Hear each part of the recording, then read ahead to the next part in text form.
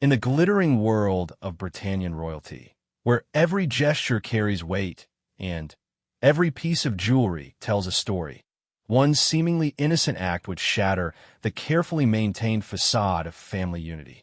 When Queen Consort Isabella dared to wear Princess Catherine's most treasured heirloom during the kingdom's most prestigious state dinner, she unknowingly triggered a chain of events that would expose decades of buried resentments, challenge the very foundations of royal protocol, and force King Edward VII to make a choice that would define his reign.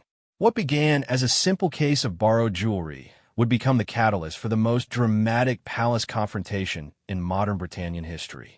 The morning sun cast long shadows across the marble floors of Whitmore Palace as Princess Catherine Pemberton stood before her jewelry collection, her fingers trembling slightly as she reached for the empty velvet case that should have contained her grandmother's sapphire necklace. The Pemberton family heirloom, a stunning creation of Ceylon sapphires and diamonds that had graced the necks of royal women for 3 generations, was nowhere to be found. Catherine's lady-in-waiting, Margaret Thornfield, noticed the distress immediately. "Your Highness, is everything quite all right?" she inquired, her voice soft but concerned. Margaret had served the royal family for over 2 decades and had developed an acute sense for detecting trouble brewing within palace walls. "The sapphire necklace," Catherine whispered, her voice barely audible. "It's gone, Margaret. The one that belonged to my grandmother, Queen Mother Elena." Her blue eyes, usually sparkling with warmth and composure, now reflected a deep worry that went far beyond the monetary value of the missing piece. Margaret approached cautiously, understanding the significance of this particular jewelry. Queen Mother Elena's sapphire necklace wasn't just an accessory. It was a symbol of Catherine's legitimacy within the royal family, a tangible connection to her bloodline that had been passed down with great ceremony on her wedding day to Prince William 5 years ago. "Perhaps it's being cleaned, Your Highness?" Margaret suggested hopefully, though they both knew that Catherine kept meticulous track of her jewelry and would never have sent such an important piece away without remembering. Catherine shook her head slowly, her auburn hair catching the morning light. "No, I wore it just last week to the charity gala. I specifically remember placing it back in this case myself." She ran her fingers along the empty velvet interior, as if hoping the necklace might materialize through sheer will. The implications were troubling. Whitmore Palace maintained the highest security standards, and access to the royal family's private quarters was strictly limited. Only a handful of people could have entered Catherine's jewelry room without triggering alarms or questions. The possibility of theft by palace staff seemed unlikely, given their rigorous background checks and long-standing loyalty to the crown. Meanwhile, 3 floors above in the Queen Consort's apartments, Isabella Rothschild was preparing for what would become one of the most significant evenings of her reign as King Edward's wife. The annual state dinner for the visiting Meridian Prime Minister was always a grand affair, but this year carried additional weight. Recent diplomatic tensions between Britannia and several neighboring nations had made this particular gathering crucial for maintaining international relations. Isabella stood before her own impressive collection of royal jewelry, her fingers hovering over various options. At 45, she possessed a regal beauty that commanded attention, though her relationship with the younger royals had always been complex. Having married King Edward after his first wife's tragic death in a car accident 7 years ago, Isabella had worked tirelessly to establish her position within the royal family, but acceptance had proven elusive. Her personal stylist, Victor Beaumont, watched as Isabella deliberated. Victor was known throughout European high society for his impeccable taste and his ability to read the subtle political messages conveyed through fashion choices. He understood that tonight's election would be scrutinized not only by the press, but by members of the royal family themselves. Perhaps the emerald parure would be appropriate, Victor suggested, indicating a stunning set that had belonged to Edward's grandmother. "The color would complement your evening gown beautifully."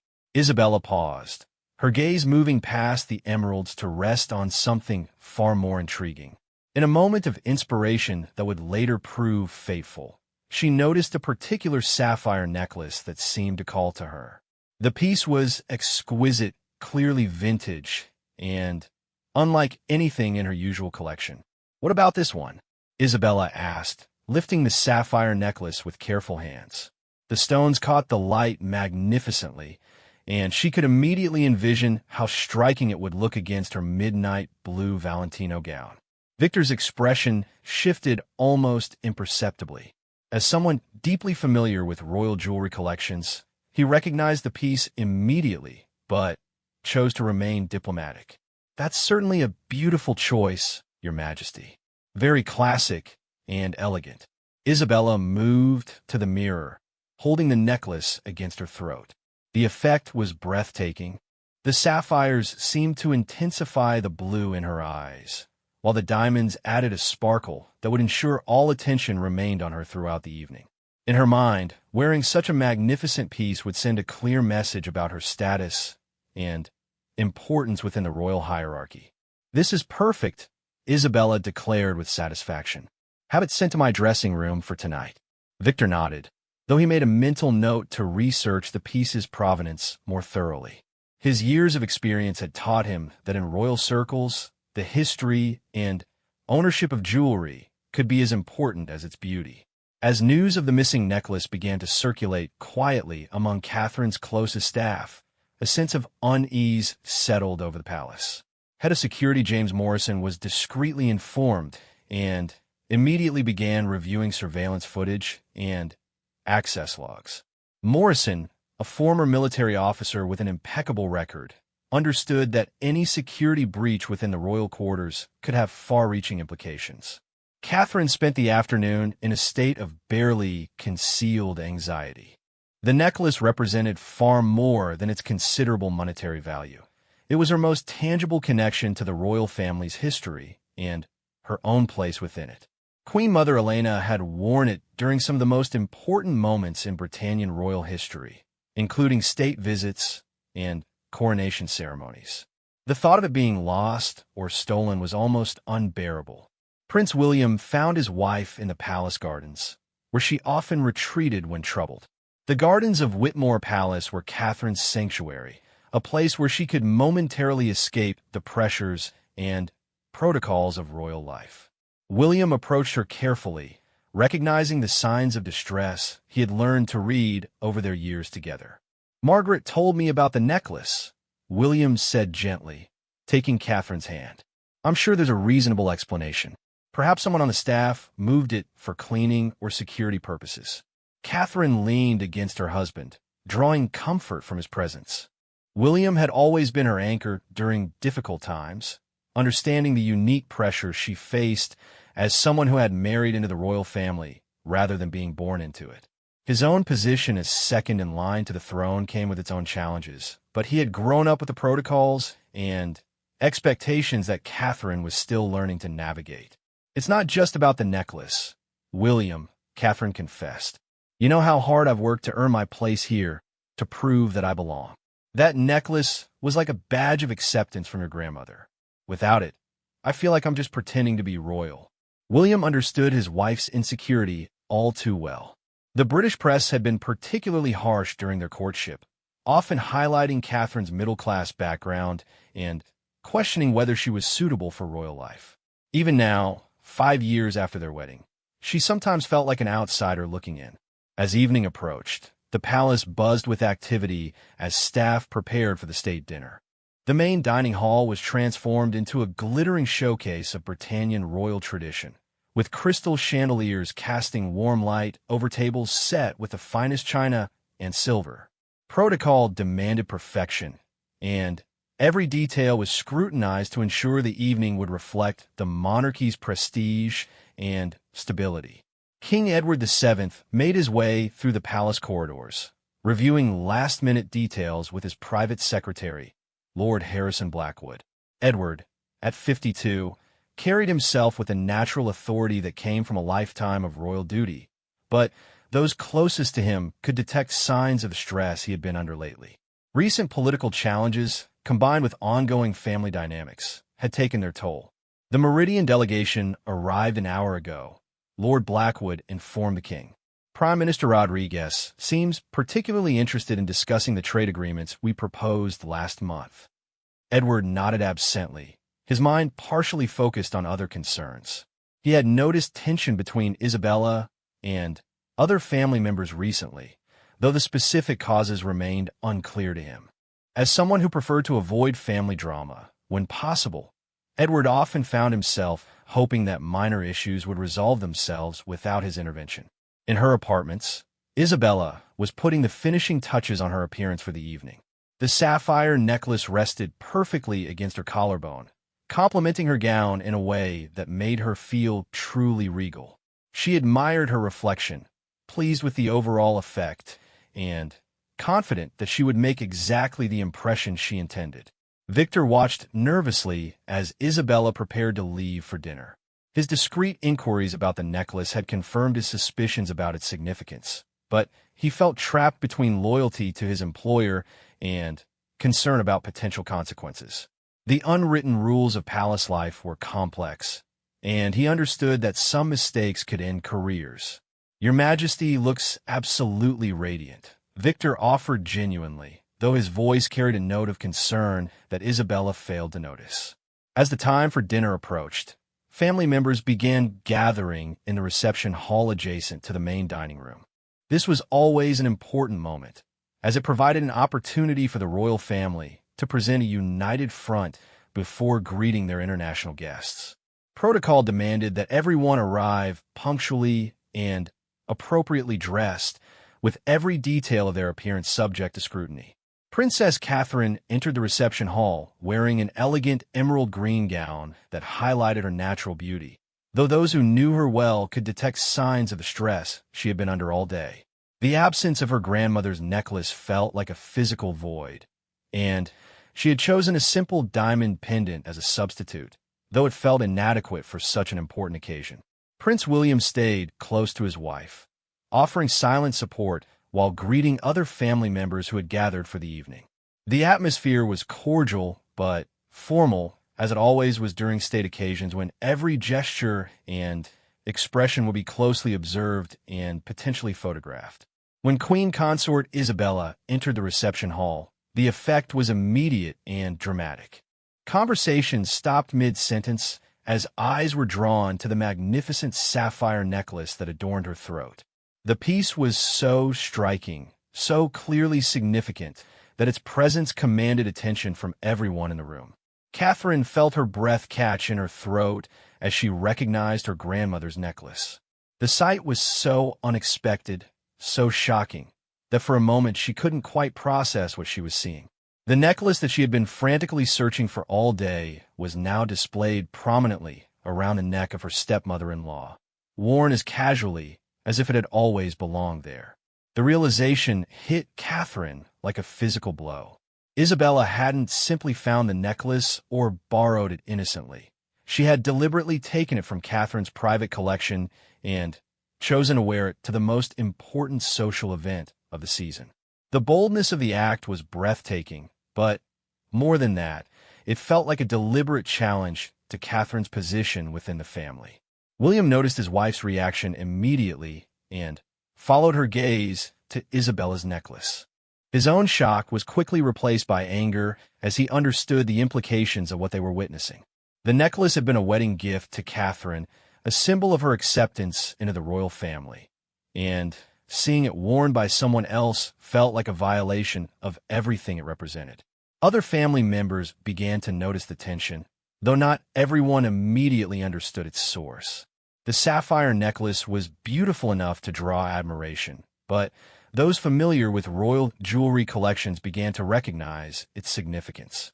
Lord Blackwood, standing near the king, made a discreet note to investigate the situation further.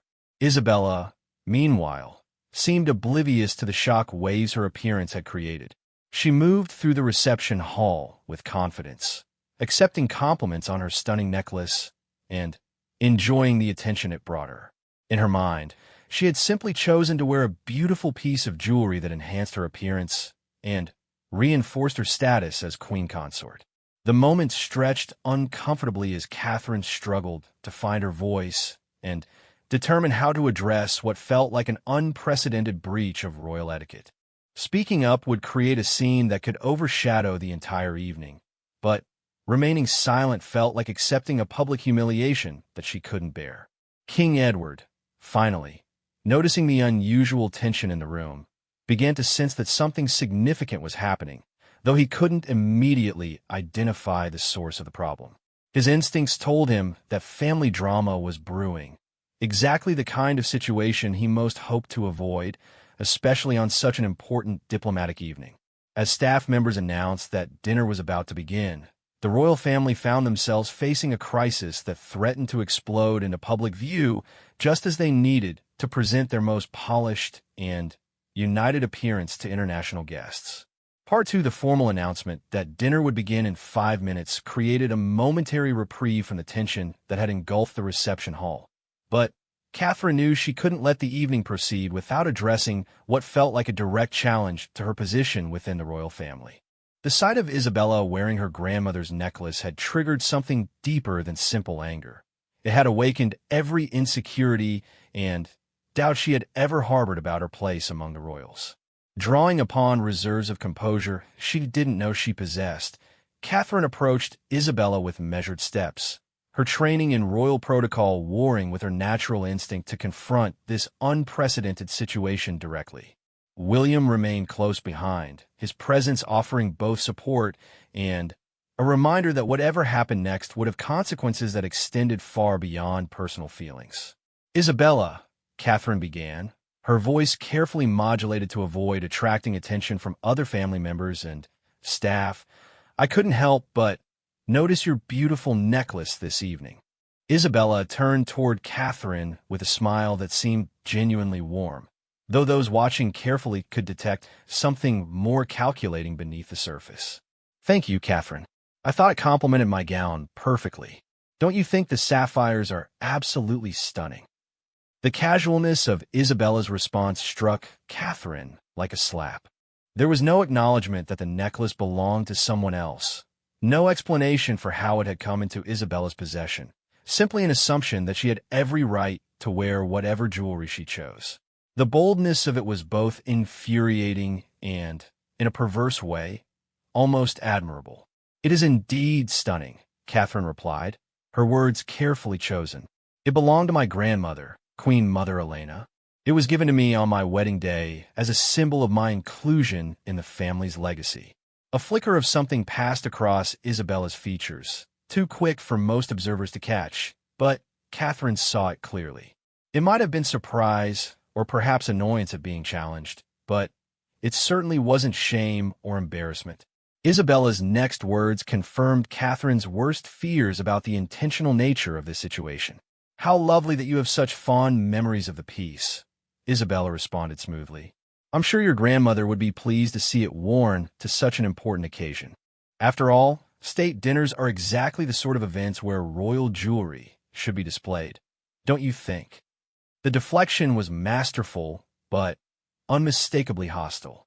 Isabella had managed to acknowledge Catherine's claim, while simultaneously asserting her own right to wear the necklace, all while maintaining the veneer of politeness that royal protocol demanded. More importantly, she had done it in a way that would make Catherine appear petty and grasping if she pressed the issue further. Prince William stepped closer to his wife, his own anger now barely controlled despite years of training in diplomatic discretion. "Isabella," he said with deliberate formality, "I believe there may have been some confusion about the necklace. It's part of Catherine's personal collection, inherited from my grandmother specifically for her use." Isabella's smile never wavered, but her eyes hardened slightly as she turned her attention to William. The dynamic between them had always been complex. As the heir apparent after his father, William represented the future of the monarchy, while Isabella was focused on establishing her own legacy as queen consort. Their interaction now carried the weight of these broader power dynamics. "How thoughtful of you to be concerned, William," Isabella replied, her tone maintaining its superficial warmth while conveying clear dismissal. "But surely such personal matters can be discussed at a more appropriate time? Our guests will be arriving at any moment." The genius of Isabella's strategy was becoming apparent to everyone watching. By positioning herself as the voice of propriety and protocol, she had forced Catherine and William into the role of troublemakers willing to disrupt an important state function over personal grievances. It was a masterclass in royal manipulation, the kind of political maneuvering that Isabella had perfected during her years fighting for acceptance within the family. King Edward, who had been observing the interaction with growing concern, finally approached the group. His presence immediately changed the dynamic, as protocol demanded that all family members defer to his authority, especially during official functions. Edward's expression suggested someone trying to understand a complex situation while hoping it would resolve itself before requiring his direct intervention. "Is everything quite all right?" the king inquired, his voice carrying the particular tone that royal family members recognized as a warning to tread carefully. Catherine found herself at a crucial crossroads. She could appeal directly to Edward, potentially resolving the situation in her favor, but also risking being seen as someone who ran to authority figures rather than handling matters independently. Alternatively, she could retreat gracefully, preserving the evening's diplomatic importance, but accepting a public humiliation that would echo through palace corridors for years to come. "Father," William began, using the formal address that indicated serious royal business, "there seems to be some confusion about one of Catherine's family heirlooms." Before William could explain further, Isabella interjected with perfectly timed concern. "I do hope we're not going to let jewelry become more important than our responsibilities to our international guests," she said, gesturing toward the dining hall where final preparations were being completed. "Perhaps this will be better discussed tomorrow, when we can give it the attention such personal matters deserve." Edward's relief at this suggestion was visible. Family drama was his least favorite aspect of royal life, and the prospect of resolving this issue after the state dinner appealed to every instinct he possessed. The diplomatic importance of the evening seemed to outweigh whatever personal dispute had emerged between the women in his family. "Isabella makes an excellent point," Edward said, his tone suggesting the matter was settled. "Tonight, we represent Britannia to the world. Personal concerns, however important, must take precedence after we've fulfilled our duties to our guests." Catherine felt the moment slipping away from her, the chance to reclaim what was rightfully hers disappearing behind the demands of royal protocol and diplomatic necessity. The unfairness of the situation was overwhelming. Isabella had created the crisis by taking the necklace, but now she was being positioned as the reasonable party prioritizing duty over personal interest. Margaret Thornfield, who had been watching the interaction from a discreet distance, approached with perfect timing to announce that the Meridian delegation had arrived and was ready to be received. The interruption served Isabella's purposes perfectly, forcing an end to the confrontation while reinforcing her point about the evening's priorities. As the royal family prepared to greet their guests, Catherine found herself trapped in a nightmare scenario. She would have to spend the entire evening watching Isabella wear her grandmother's necklace, accepting compliments and admiration for a piece that held profound personal significance for Catherine. Every photograph, every moment captured by the media, would show Isabella as the rightful owner of something that represented Catherine's deepest connection to the royal family. The formal reception of international guests proceeded according to centuries-old protocol, with each member of the royal family playing their assigned role in the diplomatic theater. Isabella moved through the receiving line with particular grace, the sapphire necklace catching camera flashes and drawing admiring comments from visiting dignitaries who assumed it was part of her personal collection. Prime Minister Rodriguez of Merida proved to be a charming guest, engaging King Edward in substantive discussions about trade relations while offering elegant compliments to the royal ladies on their appearance. When he specifically praised Isabella's necklace, calling it a stunning example of royal elegance, Catherine felt each word like a physical wound. The procession into the dining hall followed strict precedence, with Isabella taking her place beside Edward at the head table while Catherine and William were seated several positions away. The physical distance seemed symbolic of the evening's power dynamics, with Isabella literally elevated above the other family members while wearing the disputed jewelry. Throughout the elaborate dinner service, Catherine found her attention repeatedly drawn to the necklace. Each course seemed to last an eternity as she watched Isabella play the perfect hostess, engaging visiting diplomats while the sapphires caught the light from crystal chandeliers. The irony wasn't lost on Catherine that Isabella was using her grandmother's necklace to enhance her own performance as queen consort. Prince William maintained his composure admirably, engaging in diplomatic conversation while internally seething at the injustice his wife was enduring.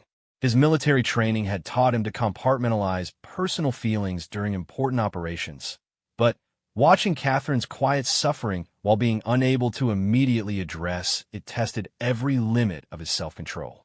Lord Blackwood, seated at a side table where he could observe family dynamics while managing protocol requirements, began to piece together the significance of the evening's earlier tension.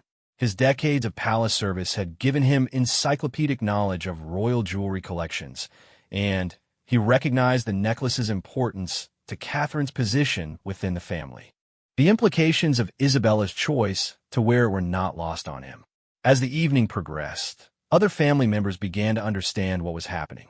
Princess Anne, Edward's sister, and one of the monarchy's most respected figures, noticed the unusual tension and quickly identified its source. Her disapproval of Isabella's behavior was subtle, but unmistakable to those who knew how to read royal body language. The state dinner's formal toast provided another opportunity for Isabella to shine while wearing the disputed necklace. When she rose to speak about Britannia-Meridian friendship, the cameras captured every angle, ensuring that images of her wearing Catherine's grandmother's necklace would appear in newspapers and magazines around the world. The moment felt like a public claiming of territory, a declaration of dominance disguised as diplomatic courtesy. Catherine's response to her own speaking opportunity showed remarkable grace under pressure. Rather than allowing her distress to show, she delivered a thoughtful reflection on international cooperation that drew genuine applause from the assembled guests. However, those who knew her well could detect the strain in her voice and the careful control required to maintain her composure. The evening's entertainment featured a performance by the Royal Britannian Orchestra, providing a brief respite from the intense social dynamics that had characterized dinner. During the musical interludes, Catherine found moments of genuine peace, allowing the familiar melodies to temporarily transport her away from the evening's humiliation. But even these moments of escape were tainted by the sight of Isabella, radiant and confident, clearly enjoying the attention and admiration she was receiving. The necklace seemed to glow against her skin, and Catherine couldn't help but wonder if it had ever looked so striking when she wore it herself. The thought was both painful and deeply unfair to her own sense of self-worth. As the formal portion of the evening concluded and guests began moving to the reception rooms for informal conversation, Catherine realized that her ordeal was far from over. The most challenging part of any state dinner was often the unstructured social time that followed, when diplomatic conversations continued in smaller groups, and every interaction was scrutinized for political significance. Isabella moved through these informal gatherings like a queen in her element, the disputed necklace serving as a conversation starter that allowed her to hold court with visiting dignitaries. Her confidence seemed to grow throughout the evening, fed by the compliments and attention she was receiving. To observers unfamiliar with the necklace's history, she appeared to be exactly what a queen consort should be. Prince William found himself trapped between diplomatic obligations and personal loyalty, forced to participate in conversations while watching his wife endure what amounted to public humiliation. His usual diplomatic skills were tested to their limits as he struggled to maintain appropriate behavior while internally planning how to address the situation once the evening concluded. The international guests began departing near midnight, their farewells filled with expressions of gratitude for Britannian hospitality and promises of continued cooperation. Prime Minister Rodriguez made a particular point of complimenting Isabella on her grace and elegance, specifically mentioning how her jewelry reflected the beauty of royal tradition. Each compliment felt like salt in Catherine's wounds. As the last guest departed and the formal requirements of the evening were finally completed, the royal family found themselves alone in the reception hall for the first time since the crisis began. The carefully maintained facades of diplomatic politeness could finally be dropped, and the real confrontation that had been postponed all evening was about to begin. King Edward looked exhausted, the strain of managing international diplomacy while sensing family tension having taken its toll. Isabella appeared energized and satisfied, clearly pleased with her performance throughout the evening. Catherine and William stood together, their quiet solidarity a stark contrast to Isabella's solitary confidence. The stage was set for a confrontation that would test every relationship within the royal family and potentially reshape the dynamics that had governed their interactions for years. The question now was whether diplomacy and family harmony could survive the truth about what had happened to Catherine's necklace. Part 3: The silence that settled over the reception hall as the last diplomatic guest departed carried a weight that seemed to press against the ornate walls of Whitmore Palace. For 8 hours, the royal family had maintained perfect public facades while private tensions simmered beneath the surface. But now the protective barrier of diplomatic protocol had been stripped away, leaving them alone with the consequences of the evening's events. King Edward stood near the massive marble fireplace that dominated one wall of the reception hall. His formal evening were somehow making him appear more tired rather than more regal. The successful completion of the state dinner should have left him satisfied and relieved, but instead he found himself facing what appeared to be a significant family crisis that he could no longer postpone or delegate to others. Isabella remained near the center of the room, the disputed sapphire necklace still glittering against her throat like a challenge thrown down between adversaries. Her confidence hadn't wavered throughout the evening, and if anything, the compliments and attention she had received seemed to have reinforced her conviction that wearing the necklace had been not just appropriate, but inspired. "Well," Isabella began, her voice carrying the satisfied tone of someone reflecting on a successful evening, "I think we can all agree that dinner was a tremendous success. Prime Minister Rodriguez seemed particularly impressed with our hospitality, and the trade discussions appear to be moving in very positive directions."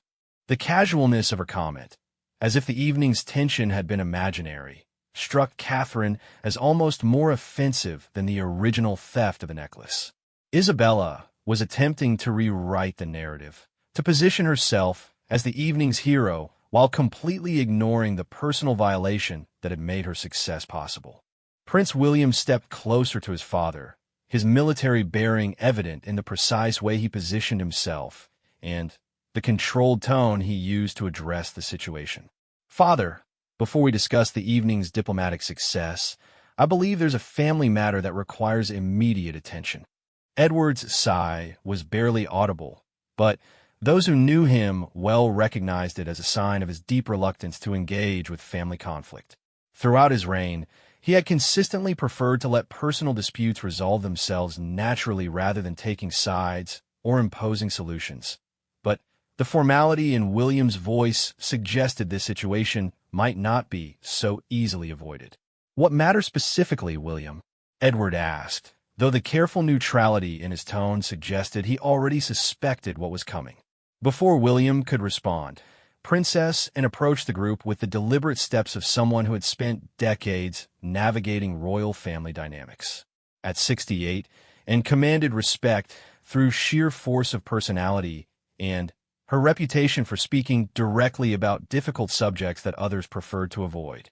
"I believe William is referring to the rather interesting choice of jewelry that Isabella made this evening," and said, her voice carrying the particular blend of courtesy and steel that she had perfected over decades of royal service.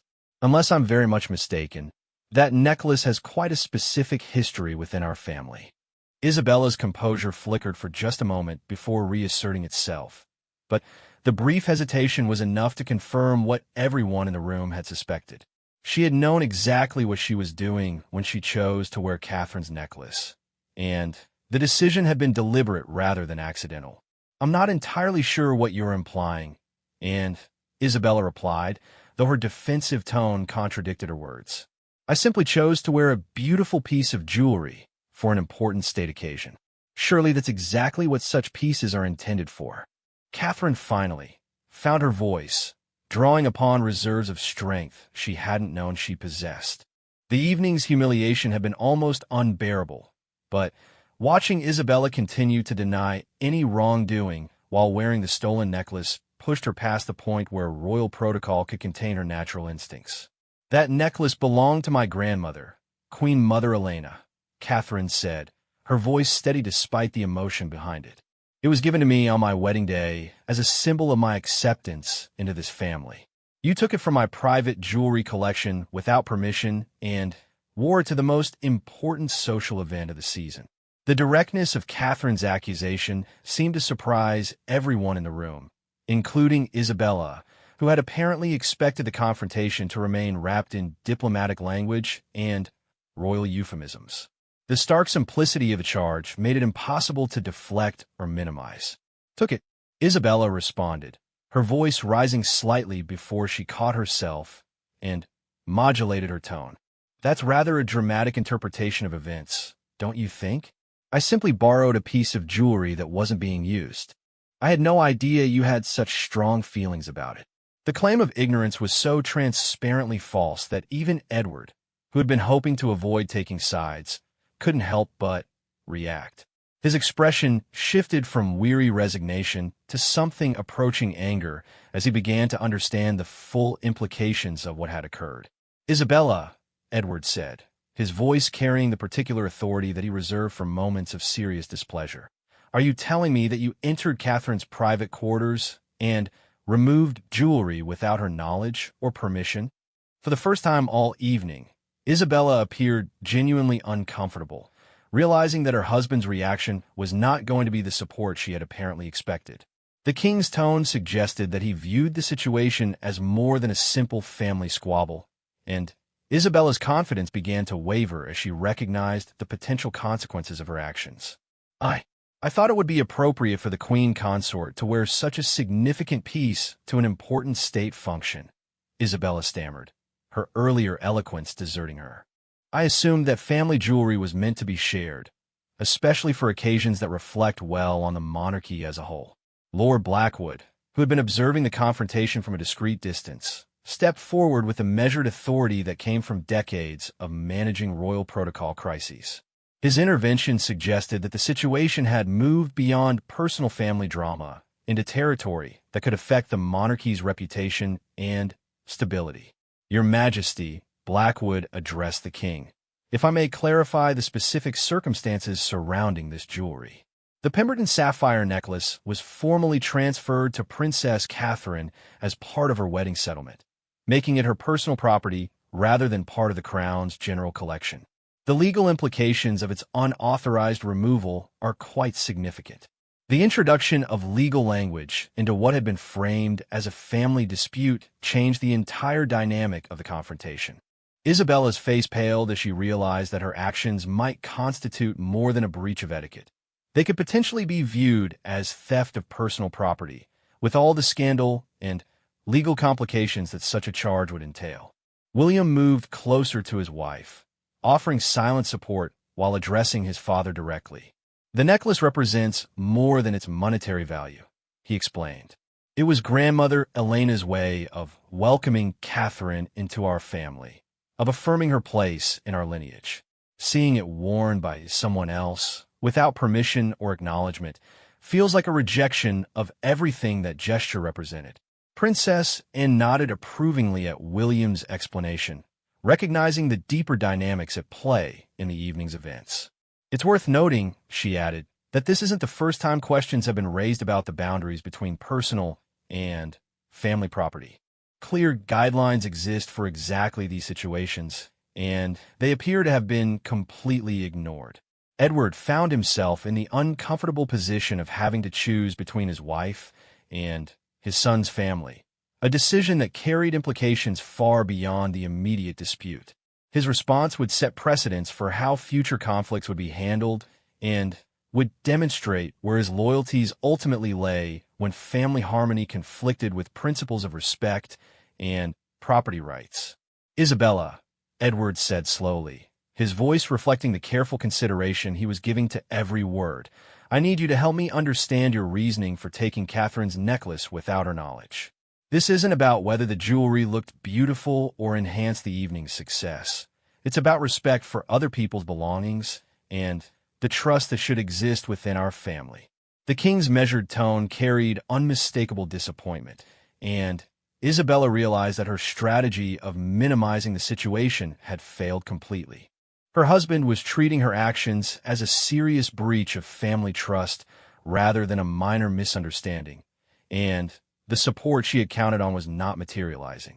"I thought," Isabella began, then stopped, seeming to recognize that any explanation she offered would only make her position worse. The necklace still hung around her throat like evidence of her guilt, its beauty now tainted by the circumstances of how she had acquired it. Catherine watched the exchange with a mixture of vindication and sadness.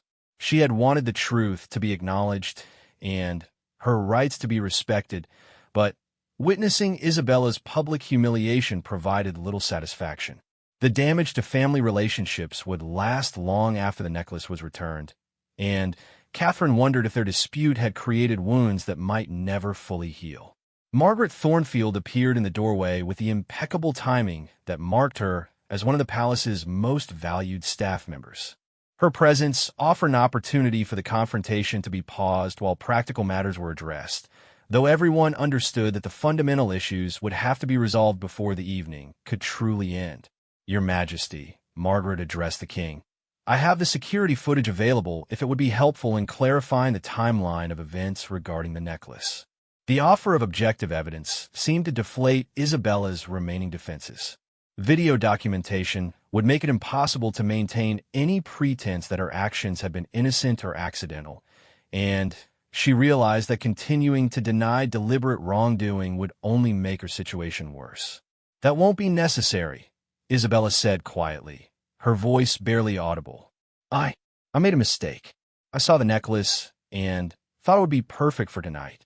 I didn't consider how Catherine would feel about it, or whether I should have asked permission first."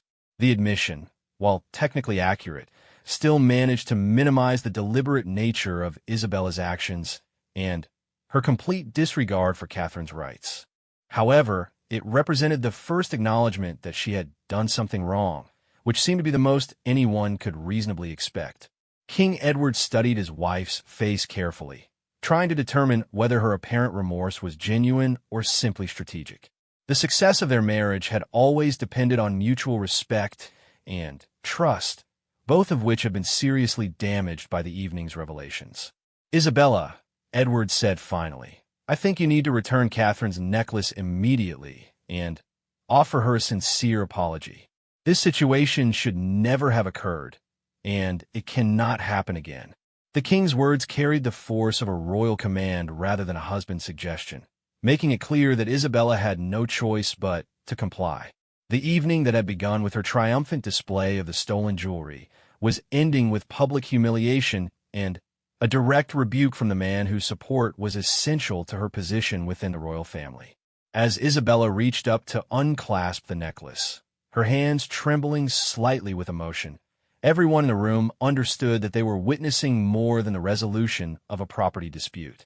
The careful balance of power and respect that governed royal family relationships had been tested and found wanting, leaving scars that would influence their interactions for years to come. The sapphires caught the light one final time as Isabella removed the necklace, their beauty unchanged by the controversy that had surrounded them, though their significance as a symbol of family unity and trust had been forever altered by the events of this extraordinary evening. Part for the weight of the sapphire necklace seemed heavier in Isabella's trembling hands than it felt around her throat throughout the entire evening. As she held it out toward Catherine, the crystals in the reception hall chandeliers cast fractured reflections across the gemstones, creating patterns of light and shadow that seemed to mirror the complex emotions playing across every face in the room. Catherine stepped forward to accept her grandmother's necklace, her movements deliberate and dignified despite the turmoil she had endured throughout the evening. As her fingers closed around the familiar weight of the sapphires and diamonds, she felt a profound sense of relief, mixed with a sadness that surprised her with its intensity. The physical return of her property could not undo the violation of trust that had occurred, nor could it erase the public humiliation she had endured while watching Isabella wear it. "Thank you," Catherine said quietly, her voice carrying grace that impressed even those who had witnessed her composure throughout the crisis.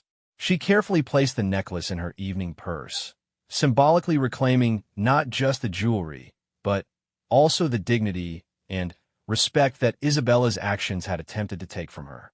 King Edward watched this exchange with expressions that revealed the internal struggle he was experiencing.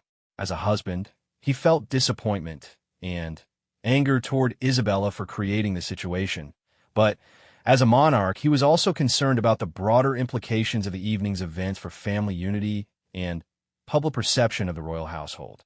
"Isabella," Edward continued, his voice maintaining the formal tone that indicated this was royal business rather than personal conversation, "I believe Catherine deserves more than just the return of her property.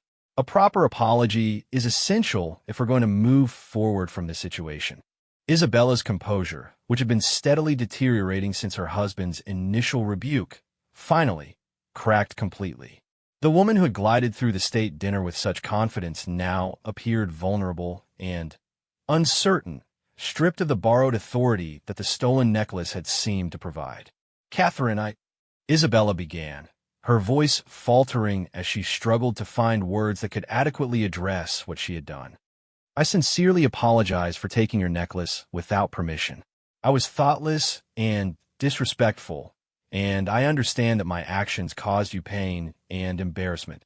The apology, while clearly sincere, felt inadequate given the magnitude of Isabella's transgression. Everyone in the room understood that the evening's events had exposed deeper issues within the royal family that extended far beyond a single piece of jewelry.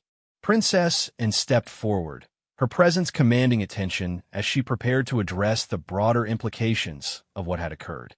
Her decades of royal service had given her unique authority to speak about family dynamics and protocol, and her words would carry weight with everyone present.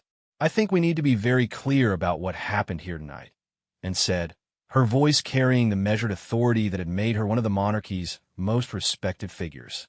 "This wasn't simply a misunderstanding or a mistake in judgment. Isabella deliberately took something that belonged to Catherine and wore it publicly without permission or acknowledgement. That level of disrespect cannot be dismissed as a mere oversight." Anne's words hung in the air like a verdict, crystallizing the severity of Isabella's actions in terms that made it impossible to minimize or rationalize what had occurred. The directness of her assessment seemed to shock Isabella, who had perhaps hoped that her apology would be sufficient to resolve the matter. Lord Blackwood, recognizing that the situation required careful management to prevent further damage to the monarchy's reputation, stepped forward to address practical concerns that would need to be resolved in the coming days and weeks. "Your Majesty," Blackwood addressed King Edward, "we should consider how to handle any media inquiries about tonight's events. The necklace was quite prominent throughout the evening, and there may be questions about its significance and ownership." The reminder of potential public scrutiny added another layer of complexity to an already difficult situation. Every member of the royal family understood that their personal conflicts could quickly become public relations disasters if not managed carefully, and the distinctive nature of the disputed jewelry made it likely that observant reporters might notice and investigate its history. Prince William, who had remained largely silent since Isabella's apology, finally spoke with the measured authority that came from his position as heir apparent. "I think it's important that we establish clear boundaries about personal property and family jewelry going forward. Tonight's situation should serve as a reminder that respect for each other's belongings is fundamental to maintaining trust within our family."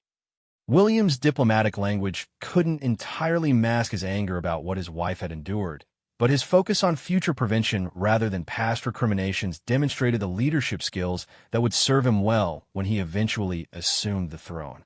His words also carried implicit criticism of Isabella's behavior while avoiding direct confrontation that might escalate the crisis further.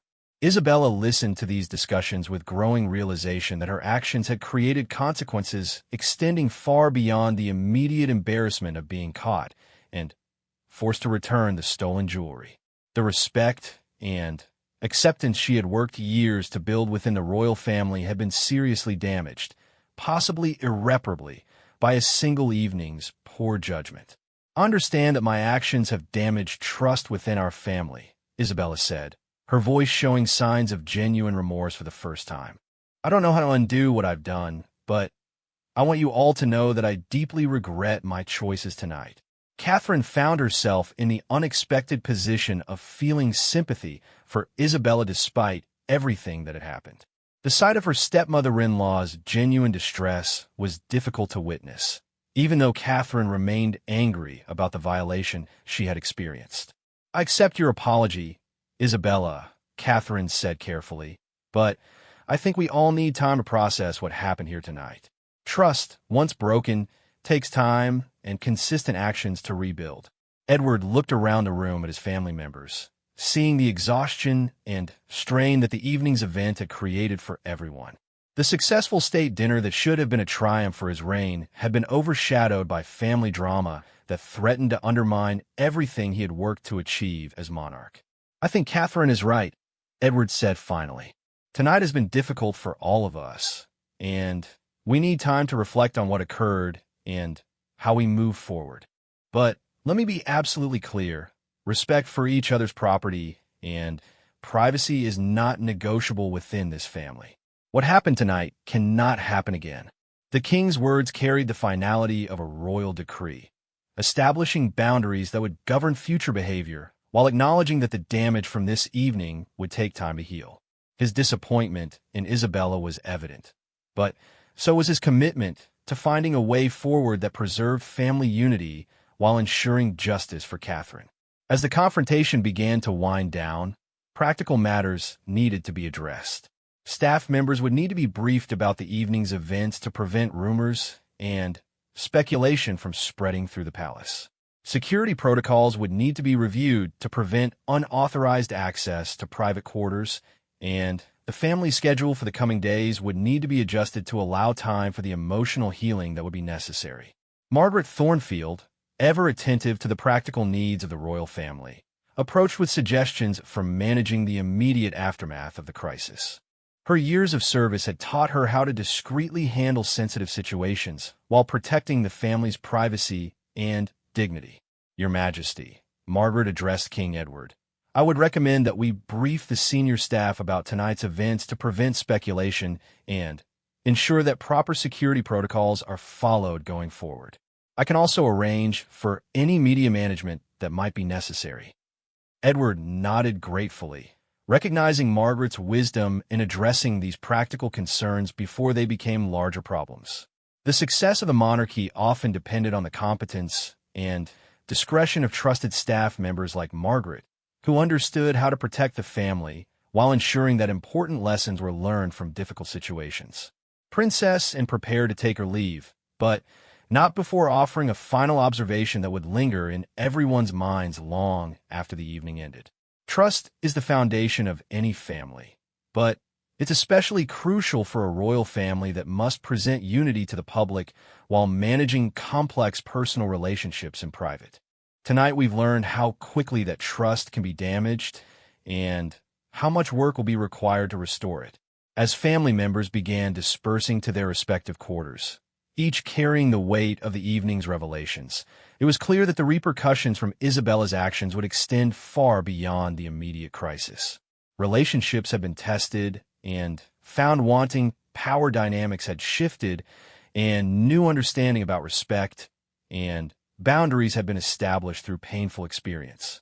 Catherine and William walked together toward their apartments, the return necklace secure in Catherine's possession, but the emotional scars from the evening's ordeal still fresh and painful. William's protective instincts had been fully awakened by watching his wife's public humiliation, and he was already planning measures to ensure that such a violation of her dignity could never occur again. "Are you all right?" William asked gently as they reached their private quarters, his concern evident in every word. Catherine considered the question carefully before responding. "I have my grandmother's necklace back, and Isabella has been forced to acknowledge what she did. But I'm not sure how long it will take to feel truly safe and respected in this family again." Her honesty reflected the deep impact that the evening's events had had on her sense of security within the royal household. The knowledge that someone could violate her privacy so completely and where her most treasured possession publicly would linger long after the immediate crisis had passed. Meanwhile, King Edward and Isabella walked to their own quarters in silence, both understanding that their marriage had been fundamentally altered by the evening's events. Edward's disappointment was profound, not just because of Isabella's actions, but because of what they revealed about her character and judgment. "Edward, I want you to know that I understand the seriousness of what I did," Isabella said as they reached their private sitting room. "I hope that eventually you'll be able to forgive me and trust me again." Edward studied his wife's face, trying to determine whether her apparent remorse would translate into genuine changes in behavior, or whether this was simply the latest performance in a marriage that had always been more political than romantic. "Isabella, forgiveness will depend on your actions going forward, not just your words tonight," Edward replied. "You violated Catherine's trust, embarrassed our family, and put the monarchy's reputation at risk. Those aren't mistakes. They were choices, and they have consequences." As the clock in the palace tower chimed 2 in the morning, the royal family of Britannia found themselves forever changed by a single evening's events. The sapphire necklace had been returned to its rightful owner, apologies had been offered and accepted, and boundaries had been clearly established for future behavior. But the deeper questions raised by the crisis about trust, respect, and the complex dynamics that govern one of the world's most scrutinized families would require much longer to resolve. The daring moment at the palace had exposed fractures in relationships that had seemed stable, while also demonstrating the resilience and dignity that allowed the monarchy to survive even its most challenging internal conflicts. In the years that would follow, the evening would be remembered not just for the dramatic confrontation over a piece of jewelry, but for what it revealed about the character of each family member when tested by crisis. Catherine's grace under pressure, William's protective loyalty, Anne's principled leadership, and Edward's ultimate commitment to justice had all been demonstrated clearly, while Isabella's actions had revealed troubling aspects of her personality that would influence family dynamics for years to come. The sapphire necklace itself, once a symbol of family unity and acceptance, had become something more complex, a reminder of both the fragility and the ultimate strength of the bonds that held the royal family together through even their most difficult trials. And in the quiet hours after the confrontation ended, each member of the family would reflect on the lessons learned and the work that would be required to rebuild the trust that had been so dramatically shattered on this extraordinary evening at Whitmore Palace.